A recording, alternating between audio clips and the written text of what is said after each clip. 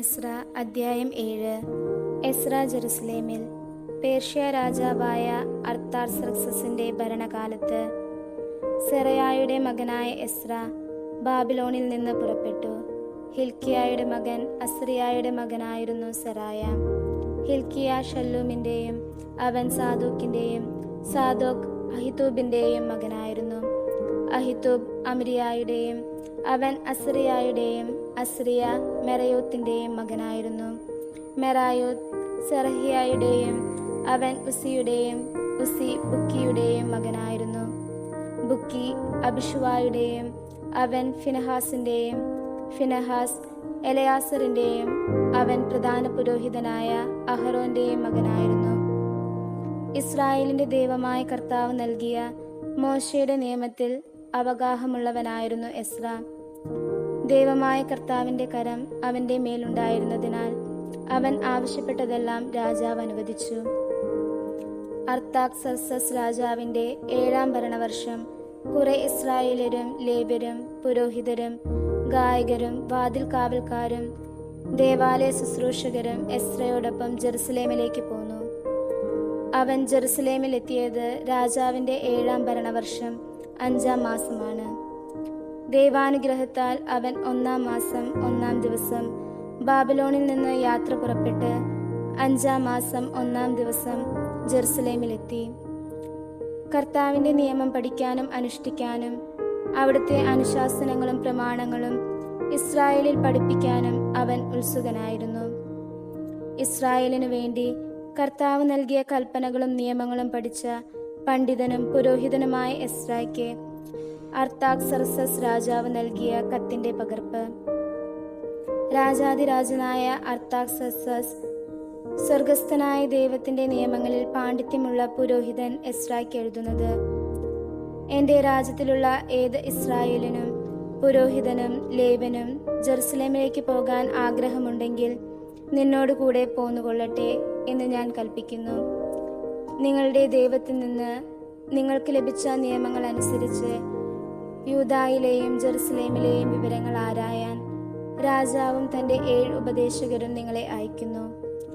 ജെറുസലേമിൽ വസിക്കുന്ന ഇസ്രായേലിന്റെ ദൈവത്തിന് രാജാവും ഉപദേശകരും സ്വാഭിഷ്ട കാഴ്ചയ്ക്കായി അർപ്പിക്കുന്ന സ്വർണവും വെള്ളിയും നിങ്ങൾ കൊണ്ടുപോകണം. ബാബിലോൺ ദേശത്തു നിന്ന് നിങ്ങൾക്ക് ലഭിച്ച സ്വർണവും വെള്ളിയും ജെറുസലേമിലെ ദേവാലയത്തിനു വേണ്ടി ജനം പുരോഹിതന്മാരും അർപ്പിക്കുന്ന സ്വാഭിഷ്ട കാഴ്ചകളും നിങ്ങൾ കൊണ്ടുപോകണം. ഈ പണം കൊണ്ട് കാള, മുട്ടാട്, ചെമ്മരിയാട് എന്നിവയെ ധാന്യബലിക്കും പാനീയബലിക്കും ആവശ്യമായ വസ്തുക്കളോട് കൂടി വാങ്ങി ജെറുസലേമിൽ നിങ്ങളുടെ ദൈവത്തിന്റെ ആലയത്തിലെ ബലിപീഠത്തിൽ അർപ്പിക്കണം. ശേഷിച്ച സ്വർണവും വെള്ളിയും കൊണ്ട് നീയും സഹോദരന്മാരും നിങ്ങളുടെ ദൈവത്തിന്റെ ഹിതമനുസരിച്ച് ഉചിതമെന്ന് തോന്നുന്നത് ചെയ്തുകൊള്ളുക. നിങ്ങളുടെ ദൈവത്തിന്റെ ആലയത്തിലെ ശുശ്രൂഷയ്ക്കായി നൽകിയിട്ടുള്ള പാത്രങ്ങൾ ജെറുസലേമിന്റെ ദൈവത്തിന് സമർപ്പിക്കണം. കൂടാതെ നിങ്ങളുടെ ദൈവത്തിന്റെ ആലയത്തിൽ എന്തെങ്കിലും ആവശ്യം വന്നാൽ അത് രാജഭണ്ഡാരത്തിൽ നിന്ന് എടുത്തുകൊള്ളൂ. നദിക്കക്കരെയുള്ള ദേശത്തെ ഭണ്ഡാര വിചാരകനോട് ഞാൻ അർത്താസർക്സസ് രാജാവ് കൽപ്പിക്കുന്നു: പുരോഹിതനും സ്വർഗസ്ഥനായ ദൈവത്തിന്റെ നിയമത്തിൽ പണ്ഡിതനുമായ എസ്ര നിങ്ങളോട് ആവശ്യപ്പെടുന്നതെന്തും വെള്ളി 100 താലന്ത് വരെയും ഗോതമ്പ് 100 കോർ വരെയും വീഞ്ഞും എണ്ണയും 100 ബത്ത് വരെയും ഉപ്പ് ആവശ്യം പോലെയും ശുഷ്കാന്തിയോടെ കൊടുക്കണം. സ്വർഗസ്ഥനായ ദൈവത്തിന്റെ ക്രോധം രാജാവിന്റെയും പുത്രന്മാരുടെയും രാജ്യത്തിന്മേൽ പതിക്കാതിരിക്കാൻ അവിടുന്ന് കൽപ്പിക്കുന്നതെന്തും അവിടുത്തെ ആലയത്തിനു വേണ്ടി കൊടുക്കാൻ ശ്രദ്ധിക്കുക. പുരോഹിതന്മാർ, ലേവ്യർ, ഗായകർ, വാതിൽ കാവൽക്കാർ, ദേവാലയ ശുശ്രൂഷകർ, ഇതര സേവകർ എന്നിവരുടെ മേൽ കപ്പം, നികുതി, ചുങ്കം ഇവ ചുമത്തുന്നത് ഞാൻ വിലക്കുന്നു. എസ്ര, നിന്റെ ദൈവത്തിൽ നിന്ന് നിനക്ക് ലഭിച്ചിരിക്കുന്ന ജ്ഞാനമനുസരിച്ച് നദിക്കക്കരെയുള്ള ദേശത്തെ ജനത്തിന് ന്യായപാലനം നടത്താൻ നിങ്ങളുടെ ദൈവത്തിന്റെ നിയമം അറിവുള്ളവരിൽ നിന്ന് ന്യായാധിപന്മാരെയും നിയമിക്കുകയും നിയമപരിജ്ഞാനമില്ലാത്തവരെ അത് പഠിപ്പിക്കുകയും ചെയ്യുക. നിങ്ങളുടെ ദൈവത്തിന്റെയോ രാജാവിന്റെയോ നിയമം ലംഘിക്കുന്നവരെ കർശനമായി ശിക്ഷിക്കുക. അവരെ വധിക്കുകയോ നാട് കടത്തുകയോ തടവിലിടുകയോ അവരുടെ വസ്തുവകകൾ കണ്ടുകെട്ടുകയോ ആകാം. ജെറുസലേമിലെ കർത്താവിന്റെ ആലയം മനോഹരമായി പണിതുയർത്തുന്നതിന് രാജാവിനെ പ്രചോദിപ്പിച്ച നമ്മുടെ പിതാക്കന്മാരുടെ ദൈവമായ കർത്താവ് വാഴ്ത്തപ്പെടട്ടെ.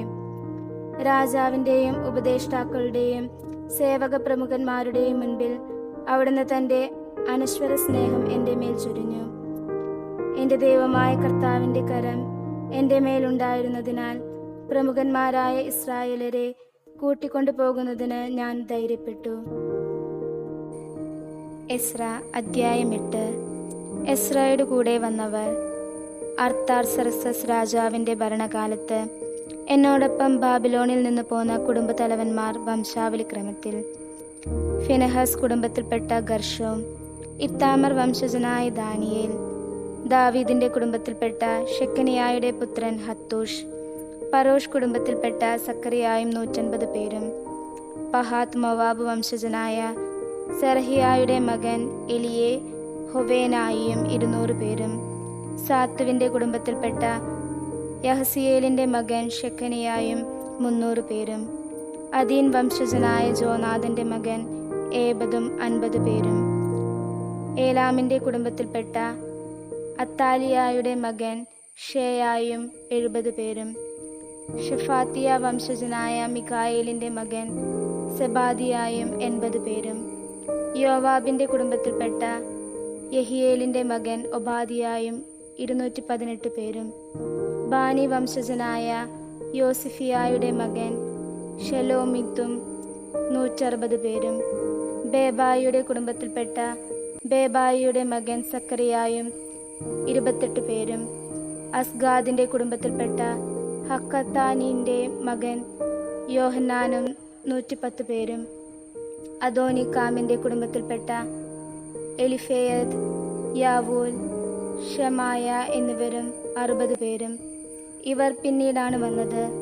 ബിഗ്വായ് വംശജനായ ഉത്തിയായും സാക്കൂറും 70 പേരും. അഹാവയിലേക്ക് ഒഴുകുന്ന നദിയുടെ തീരത്ത് ഞാൻ അവരെ ഒരുമിച്ച് കൂട്ടി. അവിടെ ഞങ്ങൾ 3 ദിവസം താവളമടിച്ചു. പുരോഹിതന്മാരെയും ജനത്തെയും പരിശോധിച്ചപ്പോൾ ലേവിയുടെ പുത്രന്മാരാരുമില്ലെന്ന് മനസ്സിലായി. അപ്പോൾ ഞാൻ എലിയേസർ, അരിയേൽ, ഷെമായ, എൽനാദൻ, യാരിബ്, എൽനാദാൻ, നാദാൻ, സക്കറിയ, മെഷുല്ലാം എന്നീ പ്രമുഖന്മാർക്കും യോയാരീബ്, എൽനാദൻ എന്നീ പ്രതിഭാശാലികൾക്കും ആളയച്ചു. ഞാൻ അവരെ കാസിഫിയായിലെ പ്രമുഖനായ ഇദ്ദോദയുടെ അടുത്തേക്ക് അയച്ചു. ഞങ്ങൾക്ക് ദേവാലയ ശുശ്രൂഷകരെ അയച്ചു തരണമെന്ന് കാസിഫിയായിലെ ദേവാലയ ശുശ്രൂഷകരായ ഇദ്ദോറയോടും സഹോദരന്മാരോടും അഭ്യർത്ഥിക്കാനാണ് അവരെ അയച്ചത്. ദൈവകൃപയാൽ ഇസ്രായേലിന്റെ പുത്രനായ ലേവിയുടെ മകൻ മഹലിയുടെ കുടുംബത്തിൽപ്പെട്ട വിവേകിയായ ഷെറബിയായെയും അവന്റെ പുത്രന്മാരെയും ബന്ധുജനങ്ങളുമായി 18 പേരെയും അവർ കൊണ്ടുവന്നു. ഹസാബിയായെയും അവനോടൊപ്പം മെറാറി കുടുംബത്തിൽപ്പെട്ട യഷയായെയും അവന്റെ പുത്രന്മാരെയും ബന്ധുക്കളുമായി 20 പേരെയും അവർ കൊണ്ടുവന്നു. ദാവീദും സേവകന്മാരും ലേവ്യരും ശുശ്രൂഷയ്ക്കായി വേർതിരിച്ചിരുന്ന 220 ദേവാലയ ശുശ്രൂഷകർക്കും പുറമേയാണവർ. ഇവരുടെ പേര് പട്ടികയിലുണ്ട്. എസ്ര അധ്യായം 9. മിശ്രവിവാഹം.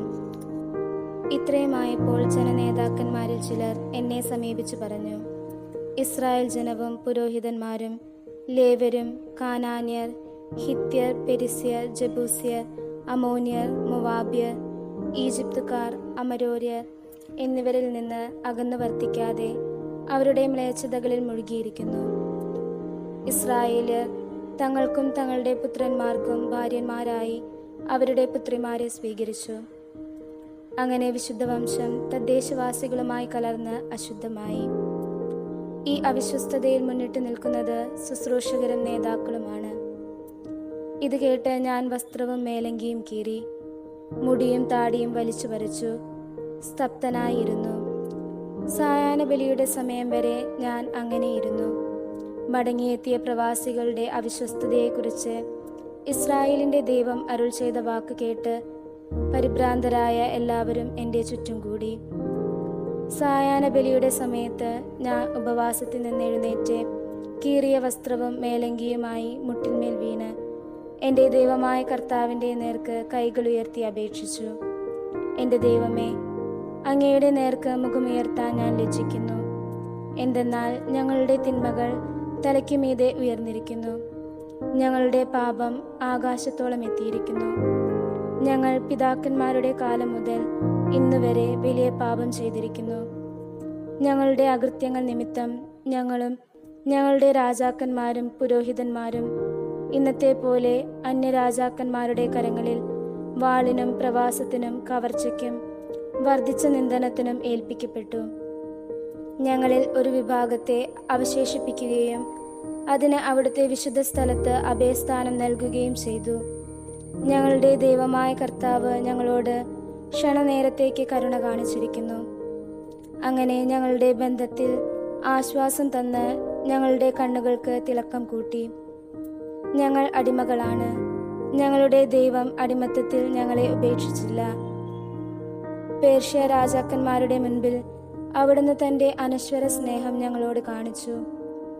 ഞങ്ങളുടെ ദൈവത്തിൻ്റെ ആലയം കേടുപാടുകൾ പോക്കി പണിതീർക്കുന്നതിന് അവർ ഞങ്ങളെ ഉത്തേജിപ്പിക്കുകയും യൂദയായിലും ജെറുസലേമിലും ഞങ്ങൾക്ക് സംരക്ഷണം നൽകുകയും ചെയ്തു. ഞങ്ങളുടെ ദൈവമേ, ഇപ്പോൾ ഞങ്ങൾ എന്തു പറയേണ്ടു? ഞങ്ങൾ അങ്ങയുടെ കൽപ്പനകൾ ലംഘിച്ചു. അവിടുത്തെ ദാസന്മാരായ പ്രവാചകന്മാരിലൂടെ അങ്ങ് അരുൾ ചെയ്തു, നിങ്ങൾ അവകാശമാക്കാൻ പോകുന്ന ദേശം തദ്ദേശവാസികളുടെ മ്ലേച്ഛതകൾ കൊണ്ട് മലിനമാണ്.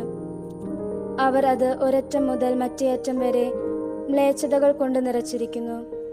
അതിനാൽ നിങ്ങളുടെ പുത്രിമാർ അവരുടെ പുത്രന്മാർക്കോ അവരുടെ പുത്രിമാർ നിങ്ങളുടെ പുത്രന്മാർക്കോ ഭാര്യമാരാകരുത്.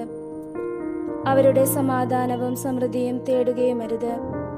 നിങ്ങൾ ശക്തിയാർജിച്ച് ദേശത്തെ വിഭവങ്ങൾ അനുഭവിക്കുകയും അത് മക്കൾക്ക് ശാശ്വത അവകാശമായി കൊടുക്കുകയും ചെയ്യുന്നതിന് അവർക്ക് സമാധാനവും ഐശ്വര്യവും കാംക്ഷിക്കരുത്.